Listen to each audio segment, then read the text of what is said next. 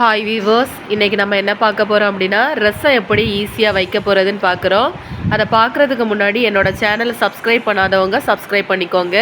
இதுக்கு தேவையான பொருட்கள் என்னென்னா சீரகம், அது கூடவே கொஞ்சமாக பெருஞ்சீரகம், அப்புறமா நறுக்கிய தக்காளி, அப்புறம் ஒரு சின்ன துண்டு காயம், ஒரு முழு பூண்டு வந்து ரொம்ப இம்பார்ட்டன்ட் ரசத்துக்கு. ஸோ ஒரு முழு பூண்டு எடுத்துக்கோங்க. தேவையான அளவு கொத்தமல்லி கீரை, அப்புறம் ஒரு 3 மிளகாய் வந்து 3 தான் எடுத்திருக்கேன். ஏன்னா நம்ம எரிப்புக்கு நல்ல மிளகும் வத்தலும் சேர்ப்போங்க, அதனால மிளகாய் 3 போதும். ஸோ இப்போ தேவையான அளவு நல்ல மிளகு எடுத்துக்கோங்க. நல்ல மிளகு நிறைய சேர்த்தா ரசம் நல்லா டேஸ்ட்டாக இருக்கும். ஸோ தேவையான அளவு எடுத்துக்கோங்க. அப்புறமா ஒரு பாத்திரத்தில் புளியை கரைச்சி வச்சுருக்கேன். இந்த புளி நல்லா ஊறட்டும். ஊறின பிறகு நமக்கு எப்போ தேவையோ அப்போ அந்த புளி தண்ணியை நம்ம எடுத்துக்கலாம்.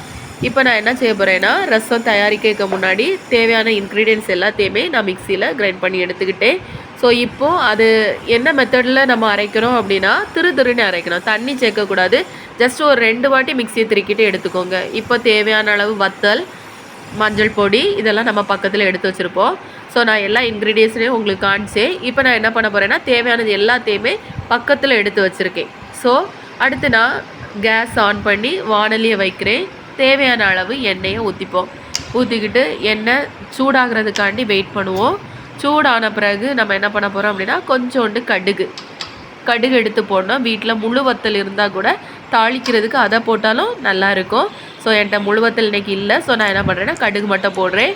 கடுகு நல்லா வெந்து பொரிஞ்சதும் நம்ம இப்போ என்ன பண்ண போகிறோம்னா, நம்ம அரைச்சி வச்சுருக்கோம்ல அந்த மிக்சிங்கை எடுத்து நம்ம இதில் போட போகிறோம்.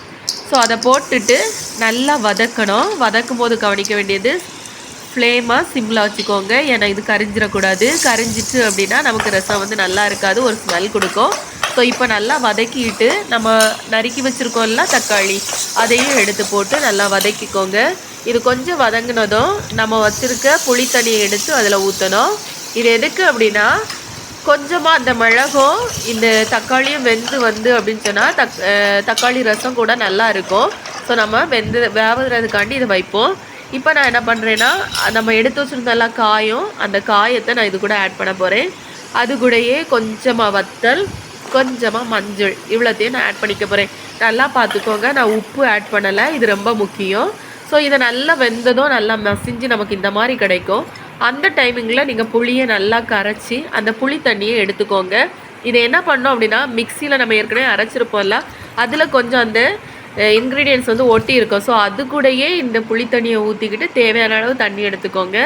இப்போது இதை நம்ம என்ன பண்ணலான்னா, அந்த பாத்திரத்தில் ஊற்றலாம்.